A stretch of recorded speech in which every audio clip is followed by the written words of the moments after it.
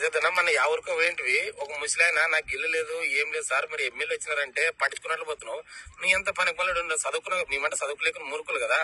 ఒక ముసలాయన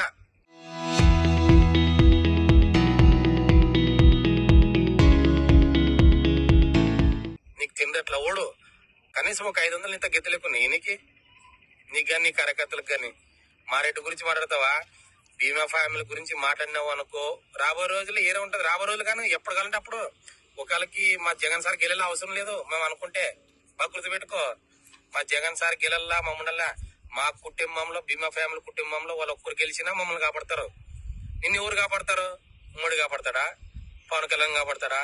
చంద్రబాబు కాపాడతాడా? చూసుకో ఒకసారి. ఆదరణ గురించి మాట్లాడేటప్పుడు మా మనోజ్ రెడ్డి గురించి గాని మా రెడ్డి గురించి గాని ఆయన పెద్ద ఆదోనికి బాగా గుర్తుపెట్టుకో. నీ పక్కలో ఉండే వాళ్ళకి వాళ్ళకి సాయం చేసేలేవు నీ అనవరంకి. నువ్వు ఎందుకు ఓకే ఆడ మైక్ పట్టుకుంటావు? ఆ శ్రమలో నాకు ఆదోనికి ఏం ఇచ్చిన నువ్వు ఆదరణ చెప్పు. కనీసం ఒక్కరు కొట్టం కట్టించినవా? ఒక 50,000 ఇచ్చినవా నీ అనవరంకి? ఆదోలో బీద వరకు ఒక 50,000 ఇచ్చావు నీ పేరు చెప్పు ఎడని చెప్పి. ఒక ఇట్లా మాట్లాడతారు అవసరం మనకి? నీకు అవసరంలా. మా జోలికి రావద్దు, నీ జోలికి మా రామ్. నువ్వు మా జోలికి వచ్చినావు, నీ జోలికి వచ్చి నువ్వు తట్టుకోలేవు. చూడు చెప్తున్నా, ఎక్కడ పోతావు తెలియదు. నువ్వు అధికారంలో ఉన్నా కానీ తట్టుకోలేవు. అర్థమైనా? బీమా కుటుంబం కోసం ఇట్లా తలకాల అట్లా అప్పుడు ఏం చేయలేవు నువ్వు. నీ కోసం ఎవడు ప్రారంభించేవాడు లేడు. నువ్వు పోయినాకే వాడే